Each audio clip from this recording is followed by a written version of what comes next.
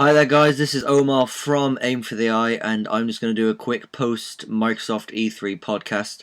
I'm going to hopefully do them for Nintendo and Sony as well if I manage to stay awake for Sony's conference.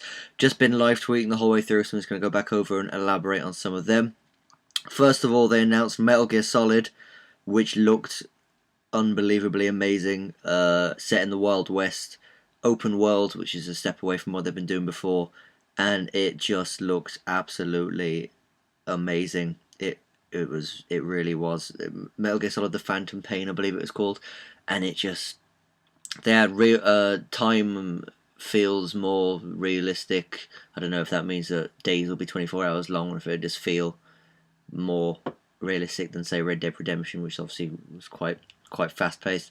Real time weather, sandstorms, things like that. It just really looked. It's lots of good characters as well. They've released a new Xbox 360, which is supposedly smaller and quieter than ever. Although my 360 I got the new one. It's twice as loud as the old one ever was. Don't really understand their thinking behind that, but I'm sure some people will buy it. We've got, let's see, everyone who is on Xbox Gold. I'm not sure if this is if they pre-order the Xbox One or just for the future of Xbox One will get, if they're on Gold, will receive 2 free games for download every month. I'm not sure how long that lasts for. These include Assassin's Creed 2, off the top of my head, Assassin's Creed 2, Batman Arkham Asylum, and also they're going to release GTA 5. So if you want to hold off buying GTA 5 and buy it on the next gen, you'll be able to do that by downloading it. We've got World of Tanks, which is obviously a PC game now being released. We've got Max: The Curse of Brotherhood, which looks quite an attractive looking side scroller, quite Trials HD style graphics. Dark Souls 2, of course. Apparently they've got more titles in development now than at any other time of Xbox history. So they were really bigging up the games in this conference. They got Rise, which was a kind of a hack and slasher set in Rome. Hack and slasher isn't quite, I wouldn't quite call it that, because a lot of the combat was quick time based, almost like Heavy Rain, so you're engaging opponents not necessarily one on one, but to finish them off and to attack them. Really, it's largely quick time events. It looked quite good, and it made the combat look quite challenging in the same way Assassin's Creed 2 did, where obviously you have to kind of keep an eye on your opponents and take them out one by one. Let's see, it was from Crytek, so you can imagine how that looked. It did look very good. There were 1,000 things going on the screen at once.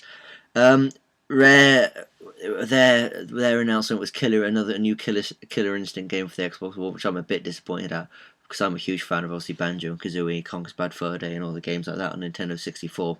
So it's a bit disappointing to see that it was Killer Instinct, because I'm not a huge fan of fighting games, and there are plenty of other things they could have done better. Sunset Overdrive from Insomniac, who previously obviously haven't worked with Microsoft before. Look, it's a very stylized shooter with kind of platforming elements, almost like Crackdown 2. Lots of jumping from building to building. Is it what was that game?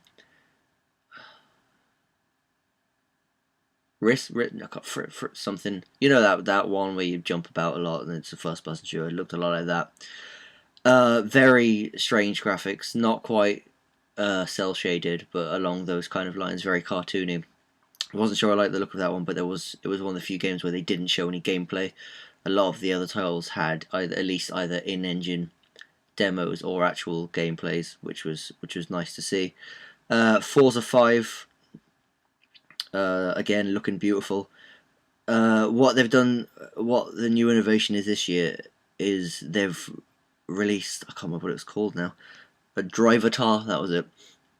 And the idea is that it's a form of AI that learns as you play. So the more you play, the better that car gets, and that's your opponent's AI, I think. And obviously, when you're at home, when you're away from home, the car drives other people as well through the cloud and gets better. I'm not entirely sure how it comes into your game, whether it's your opponent's AI or you or what. But that was. There a lot of talk about smart glass and cloud gaming this year. A lot of emphasis on how nothing would have been possible without cloud development, so that was there. Quantum Break, more about Quantum Break. It looked beautiful again. Lots of stuff going on the screen. Lots of debris flying about everywhere that you can interact with. They're trying to blend the line between gaming and television by your game. I think your actions in the game will influence what the television series is like, and by watching the television series, you can gain hints on how to do things in the game, is what they were saying. Not too sure about that, but the game itself looked amazing, and to be honest, the gameplay was probably just going to be a generic third-person shooter. D4, an episodic murder mystery game. It looked like it was played on the Kinect. It looked a lot like Walking Dead episode games. Project Spark. Now this one looked really interesting. What I gather from it is it's pretty much a game maker, but for the Xbox. It integrates Kinect, it integrates smart glass. You can build levels, you can build AI, you can build. Once you've built the level, you can choose what kind of game is played in it. It looked really interesting. It was probably one of those games where you'll get a handful of people doing amazing things with it and everyone else is dicking around, but it did look really good. And it also had real-time level editing, so when you are playing the map, you can have someone on there kind of editing it around you as well, which becomes a mechanic in gameplay, which looked really interesting. What else is there? There was a lot on Project Spark. There was a really good demo of that, actually. More emphasis on the Xbox dashboard. They brought back Rise, the gameplay set in games based in Rome for that. It can matchmake you, but it can also it's also like a Halo Waypoint or Call of Duty Elite. It's got a big stats screen where you can compare you and your friends, how far you're in. It give you hint depending on where you are in the game, things like that. Matchmaking looked pretty good. It's supposedly better matchmaking, matching on language, gameplay, skill, and reputation. No more cap on your friends list. No more Microsoft points. Xbox Gold membership does carry over to Xbox One and household gamer tags. So if there are people in your house that want to play a game that you own, they can play it without having to pay for it. Which I'm guessing was their way of addressing the whole pre-owned and borrowing of games. Crimson Dragon, another exclusive. The sound didn't work on their demo, so didn't really know much about that. But it looked like you were just piloting dragons and shooting each other. Didn't look that great. Dead Rising 3 did look really good. A massive open world again now, and the thing I'm noticing about these games is, apart from the fact that nearly all of them have horses in, there's a lot more emphasis on open worlds, on destructible scenery, on being able to go places where you wouldn't assume you can go in most games. For example, GTA games, GTA 4 especially, massive game, but very few buildings you could actually enter. Dead Rising 3 looks to be addressing that issue. It looks like you can get to places that you would assume on an Xbox 360 on a current gen game, so you wouldn't be able to get to. You can actually smash windows and get inside buildings and things like that. So I'm really looking forward to that, because for me that's what really builds an immersion in a game. You can obviously, there are now vehicles in Dead Rising because it's such a big world. Witcher 3, again, another massive open world, really good looking combat, really dynamic, fluid. Imagine the opposite of Skyrim. It looks like, you'd really deal in damage, and it looks like you're really trying to wield a sword. It looks really interesting. A lot less emphasis on linearity, which is what has been the downfall of the series recently. Battlefield 4, again, it looked amazing. There was some really good lighting in it, but it was just Battlefield, so we'll wait to see what they're showing us new in multiplayer.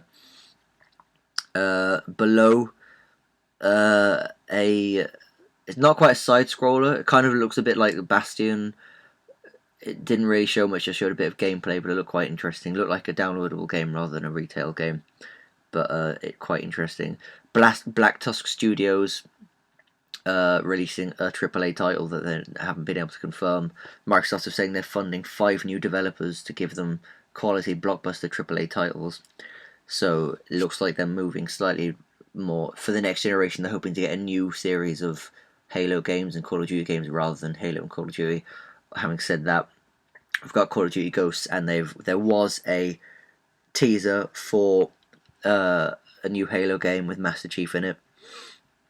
That everyone commented did look a lot like a Journey trailer from the PS3. So you're really seeing the two rivals going at it together. In this E3, we got a price. Price is £429 in the UK, €499 and $499, which sucks for the UK because $499 is about 320 quid, which is a bit annoying. But the more I've been watching from this conference, the more I do actually want an Xbox One, which is good because going into it, I really didn't want one. But I'll probably wait for a price drop if that's the case. And finally, Titanfall.